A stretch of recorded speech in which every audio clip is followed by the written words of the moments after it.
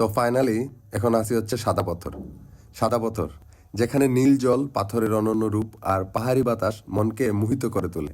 তো চলুন একসঙ্গে দেখি এই অসাধারণ স্থান।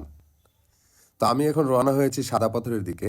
এই রাস্তাটা অনেক সুন্দর, আর বিশেষ করে দয়ার বাজার কালাইরাগ দিয়ে যে রাস্তাটা, ওই রাস্তাটার চারপাশে সবুজ পাহাড়, বাতাস, এক অন্যরকম অনুভূতি। আর মোটর বাইক নিয়ে এই রাস্তায় ভ্রমণ করা সত্যিই অসাধারণ। তো অবশেষে পৌঁছে গেলাম সাদা পাথর। সাদা পাথরের নদীর পানি এতটাই স্বচ্ছ যে পানির নিচে থাকা পাথরগুলো স্পষ্ট দেখা যায়। আর বর্ষাকালে এর সৌন্দর্য বেড়ে যায় দ্বিগুণ। তখন পাহাড়ি ঝর্ণা থেকে আসা ঠান্ডা পানি নদীকে প্রাণবন্ত করে তোলে। তবে যারা সাঁতার জানেন না, তাদের জন্য কিন্তু এটা খুবই বিপজ্জনক, কারণ নদীতে প্রচণ্ড স্রোত থাকে। স্রোতে যে কোনো ধরনের দুর্ঘটনা ঘটতেও পারে। আর এখানকার প্রধান আকর্ষণ হলো সাদা রঙের পাথর, যা জায়গাটির নামকরণের মূল কারণ। মেঘালয়ের পাহাড় থেকে প্রবাহিত পানির স্রোতে এই পাথরগুলো নিচে এসে জমা হয়েছে, যা জায়গাটিকে স্বর্গীয় সৌন্দর্য দিয়েছে।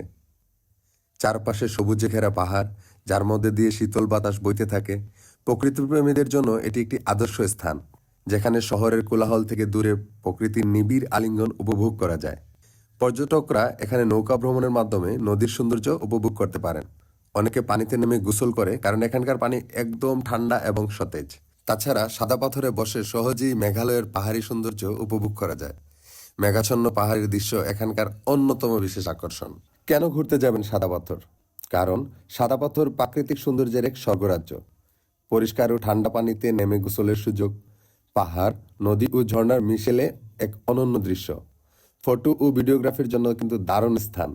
তাছাড়া মোটরবাইক ও অ্যাডভেঞ্চার প্রেমীদের জন্য পারফেক্ট একটা রাইডিং ট্রিপ।